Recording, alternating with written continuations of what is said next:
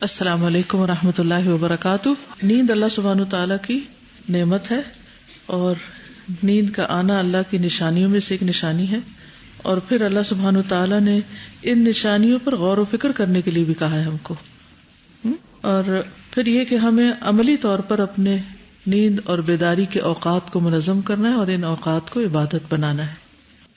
سونا جو ہے وہ ہماری زندگی میں ایک بہت اہم مرکزی کردار ادا کرتا ہے پوری پرسنالٹی کو بیلنس کرنے کے لیے۔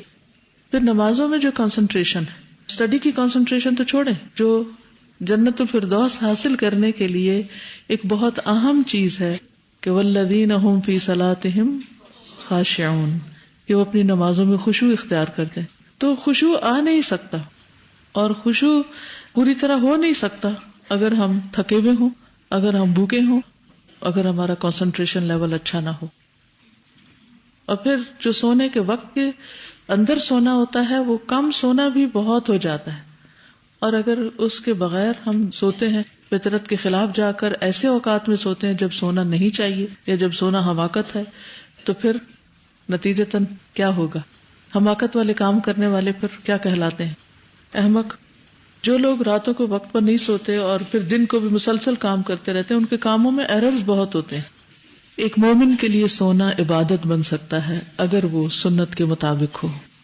تو آئیے دیکھتے ہیں کہ سونے کے آداب کیا ہیں، اور خصوصاً رات کے وقت سونے کے آداب۔ رات کو سونے سے پہلے نماز عشاء ادا کرنی چاہیے، اس سے قبل نہ سویا جائے اور نہ گھر والوں کو سونے دیں، کیونکہ نبی صلی اللہ علیہ وسلم نے اس کو ناپسند فرمایا ہے۔ حدیث میں آتا ہے، سیدنا ابو برزہ روایت کرتے ہیں، ان رسول اللہ صلی اللہ علیہ وسلم کان یکرہ النوم قبل العشاء، صحیح بخاری۔ رسول اللہ صلی اللہ علیہ وسلم نماز عشاء سے پہلے سونے کو ناپسند کرتے تھے۔ تو جس چیز کو اللہ کے رسول صلی اللہ علیہ وسلم ناپسند کریں، کیا وہ اللہ سبحانہ وتعالیٰ کی پسندیدہ ہو سکتی؟ کیا اللہ سبحانہ وتعالیٰ اس عمل پر خوش ہو سکتے ہیں؟ تو مومن تو وہ کام کرتا ہے جو اللہ کو راضی کرنے والے ہوں۔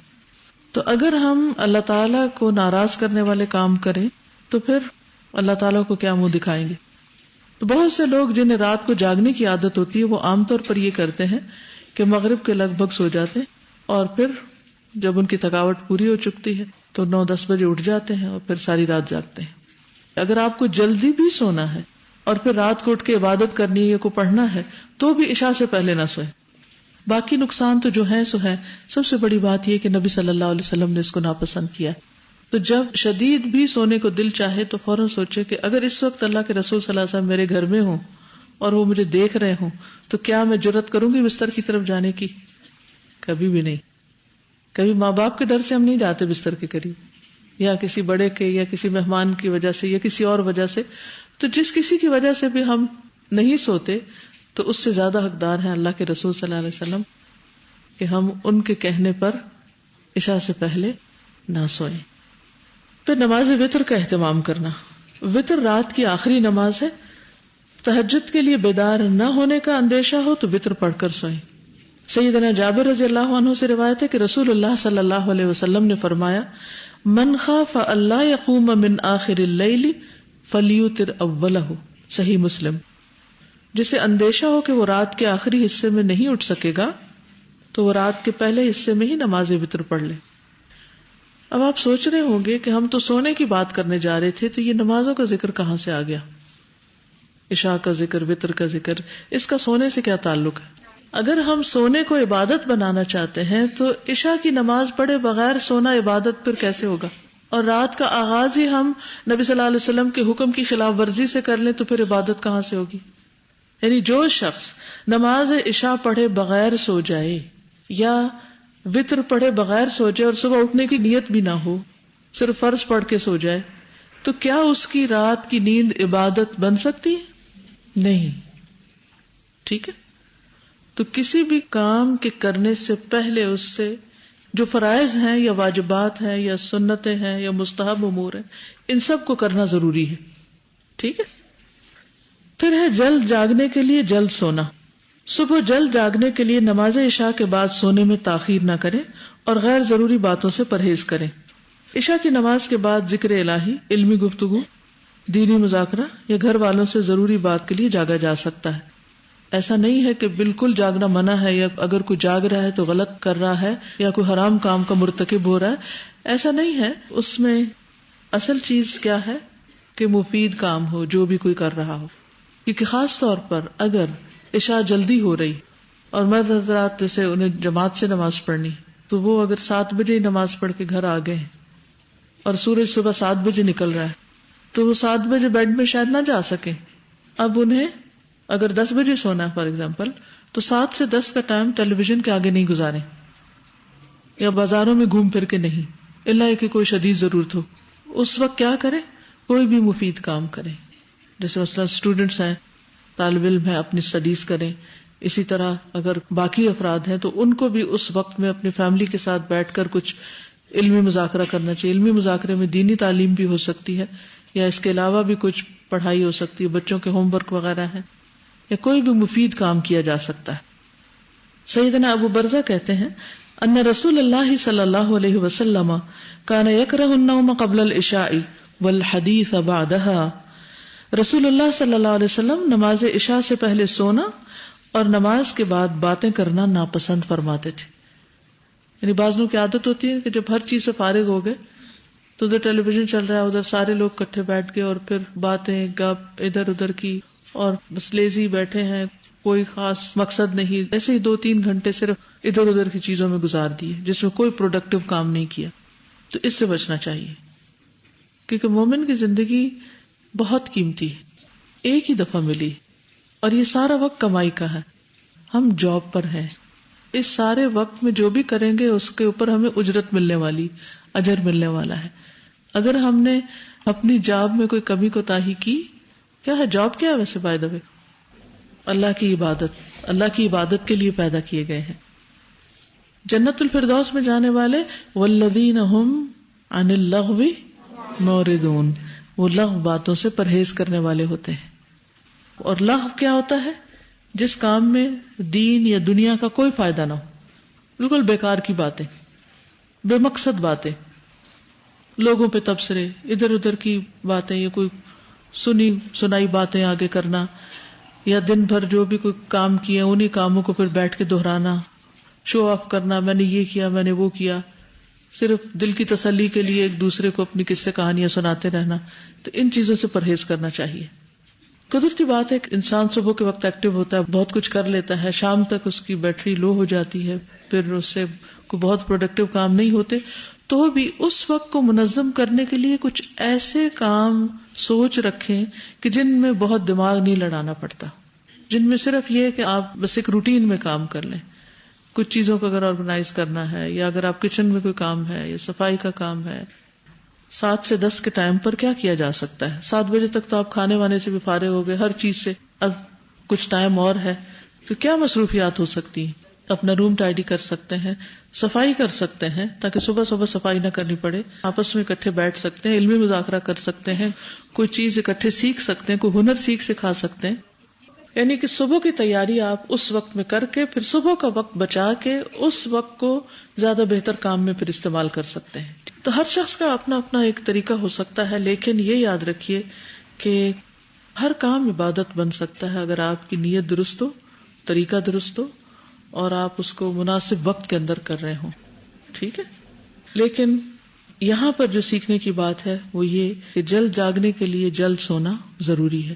اگر آپ چاہتے ہیں کہ صبح اٹھ سکیں تو پھر آپ کو اسی اعتبار سے اپنی نیند جتنی بھی آپ گھنٹے لیتے ہیں اس کو پورا کرنے کے لیے اتنے بجے تک سو جانا چاہیے. اور پھر اگر آپ ایک وقت مقرر کر لیں گے، اس کا فائدہ یہ ہوگا کہ اس وقت پر آپ کی باڈی خود بخود، یعنی باڈی کلاک بتانے لگے گی کہ سونے کا وقت ہو گیا، اور آپ سونے کے لیے تیار ہونے لگیں گے، یعنی جسم بھی سونے کے لیے تیار ہو جائے گا. ورنہ خاص طور پر جن لوگوں کو انسومنیا کی شکایت ہوتی، یعنی ان کو نیند جلدی نہیں آتی، اگر ان کے اوقات مقرر نہیں ہوتے تو پھر وہ مشکل میں آ جاتے ہیں. سونے جاگنے میں اعتدال اختیار کرنا. سونے جاگنے میں اعتدال اختیار کرنا ضروری ہے تاکہ عبادت بھی اچھی طرح ہو سکے اور جسم کو آرام بھی مل سکے. ساری رات جاگنا یا رات کو دیر تک جاگتے رہنا دین و دنیا دونوں کے لیے نقصان دہ ہے. عبداللہ ابن عمر کہتے ہیں دخل علی رسول اللہ صلی اللہ علیہ وسلم وقال الم اخبر انک تقوم اللیل وتصوم النہار قلت بلا قال فلا تفعل قم ونم وصم وافطر فإن لجسدك عليك حقا. صحیح البخاری. حضرت عبداللہ بن عمرو کہتے ہیں کہ رسول اللہ صلی اللہ علیہ وسلم میرے پاس تشریف لائے اور فرمایا کیا میں درست خبر دیا گیا ہوں کہ تم رات بھر عبادت کرتے ہو اور دن میں روزہ رکھتے ہو؟ میں نے کہا کہ جی ہاں.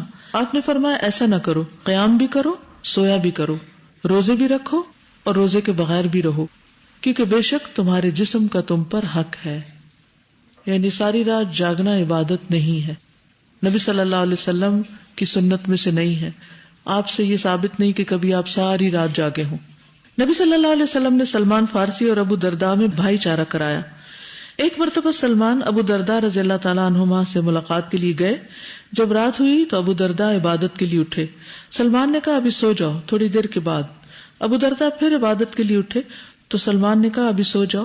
پھر جب رات کا آخری حصہ ہوا تو سلمان نے کہا اب اٹھ جاؤ. چنانچہ دونوں نے نماز پڑھی.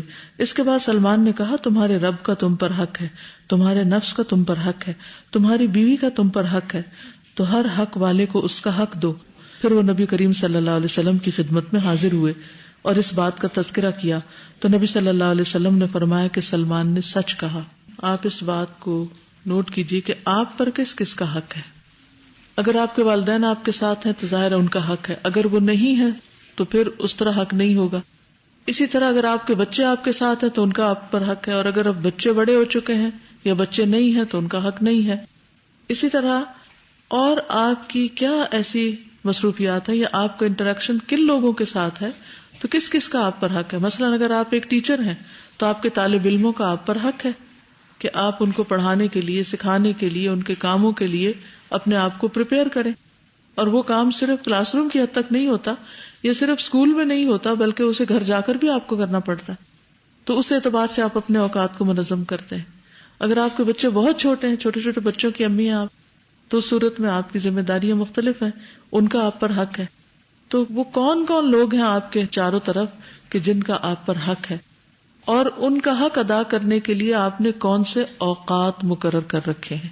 یہ بہت ضروری، کیونکہ اگر آپ اوقات مقرر کر لیں گے تو اس سے آپ کے اوپر پریشر نہیں آئے گا، آپ سٹریس میں نہیں آئیں گے، کیونکہ آپ کو یہ معلوم ہوگا کہ کس کا کس وقت حق ہے. ورنہ تو انسان ہر وقت ہر ایک کا حق ادا کرتا رہے تو بھی مشکل ہے، یہ پاسبل نہیں ہوتا. اب مثلاً اگر آپ سمجھتے ہیں کہ آپ کے بچے چھوٹے ہیں اور ان کا آپ پر حق ہے تو ٹھیک ہے، ان کو عمر کے اعتبار سے زیادہ توجہ کی ضرورت ہوتی، لیکن ان کو بچپن سے ہی تھوڑا سا انڈیپینڈنٹ کریں کہ وہ اپنے کام کچھ خود کر سکیں، یا پھر وہ خود سیلف اسٹڈی کر سکیں، انڈیپینڈنٹلی ہوم ورک کر سکیں یا انڈیپینڈنٹلی ریڈنگ کر سکیں، یا خود اپنے کاموں کو اپنے طور پر کر لیں. اس کے لیے سکھانے میں کچھ مشکل تو ہوتی، لیکن ایک دفعہ اگر آپ سکھا دیں اور ان کو طریقہ بتا دیں تو پھر وہ خود بھی کرنے کو انجوائے کرتے ہیں، بلکہ بعض اوقات آپ کی انٹرفیئرنس پر ان کو اچھی نہیں لگتی. تو ہمیشہ یہ کوشش کریں کہ کوئی آپ پر ڈپینڈنٹ نہ ہو. آپ دوسروں کے کام ضرور آئیں لیکن مجبوری نہ بن جائیں. اس لیے کاموں کو احسن طریقے سے ڈیلیگیٹ کرنا سیکھیں. اگر آپ یکسوئی سے اللہ تعالیٰ کی عبادت کرنا چاہتے ہیں یا اپنی زندگی میں آپ کی اپنی صلاحیت کے مطابق آپ کو کچھ کام کرنے ہیں، اپنی صلاحیتوں کو بہتر طور پر استعمال کرنا ہے، تو اس صورت میں بہت ضروری ہے کہ آپ لوگوں کو اپنے اوپر ڈپینڈ نہ کرنے دیں، ورنہ آپ اپنے لیے کچھ نہیں کر سکیں گے. کچھ چیزیں نفس پہ بڑی بھاری ہوتی ہیں لیکن ان میں بھی ڈسپلن کرنا پڑتا ہے کیونکہ وہ انہی کے فائدے میں ہوتی. جیسے ایک دودھ چھڑانے کا مرحلہ بڑا مشکل ہوتا ہے، لیکن کیوں چھڑانے کے لیے کہا گیا؟ یعنی کسی اور ریلیجن میں یہ نہیں، لیکن اسلام میں ایک لائن کھینچ دی کہ اس سے آگے نہیں، بس خلاص. اور جنہوں نے اپنے گھروں میں یا جو خود مائیں ہیں انہوں نے دیکھا ہوگا کہ وہ مرحلہ ماں کے لیے بھی اور بچے کے لیے بھی ایک بڑا ہی مشکل مرحلہ ہوتا ہے، اور اس میں بچہ بھی رو رہا ہوتا ہے اور بعض اوقات ماں بھی رو رہی ہوتی ہے، لیکن دونوں کو ہی برداشت کرنا پڑتا ہے اور اس میں دونوں ہی کی بھلائی ہوتی ہے. کیونکہ اگر بچہ اس حد سے زیادہ دودھ پیتا چلا جائے تو پھر کیا ہوتا ہے، وہ دوسری غذا نہیں لے سکے گا، اور ماں کے لیے فزیکلی بھی ٹھیک نہیں ہے کہ وہ ایک وقت سے زیادہ کیلشیم ٹرانسفر کرتی رہے دوسرے کو. کچھ چیزیں مشکل ضرور ہوتی ہیں لیکن امپاسبل نہیں ہوتی. جی اصل میں یہ سارے امتحان ہوتے ہیں ہمارے لیے، اور محبتوں کے امتحان سب سے مشکل ہوتے ہیں، کہ بعض اوقات یہ دوسروں کی کاؤنسلنگ کرتے ہیں تو لوگ پھر ایموشنلی ان کے اوپر ڈیپینڈ کرنے لگتے ہیں. تو اس میں پھر یہ ہوتا ہے کہ دوسرا شخص جو ہوتا ہے وہ کبھی انڈیپینڈنٹلی خود اپنی لائف کے بارے میں ڈیسائیڈ نہیں کر سکتا, اور الٹیمیٹلی آپ پر سب سے بڑی رسپانسبلٹی خود اپنی ہے. یعنی ہم دوسروں کے بھی رسپانسبل ہیں, لیکن ہم اس سے زیادہ خود اپنے بھی رسپانسبل ہیں کہ ہمیں اپنے فرائض بھی پورے کرنے ہیں. ہمیں اللہ نے جو صلاحیتیں دی ہیں ان کو بھی استعمال کرنا ہے.